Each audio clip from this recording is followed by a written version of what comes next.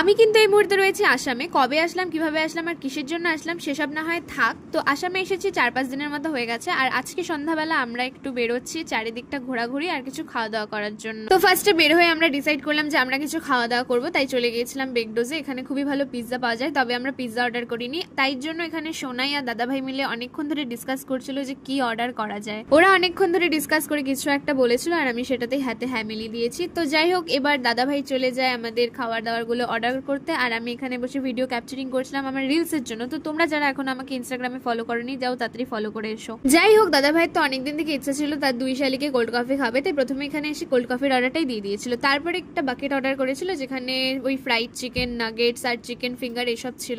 ও হ্যাঁ, সেই বাকেটে 2টা কোকো ছিল, যেটা খেতে খেতে আমরা চলে যাই বিশাল মেগা মার্টে, কারণ সেখানে আগে থেকেই মামি এবং বড়দিদি শপিং করছিল। তো আমরা ওদের সাথে যোগদান দিই। আর এখানে দেখো সফটওয়্যার গুলো কি সুন্দর।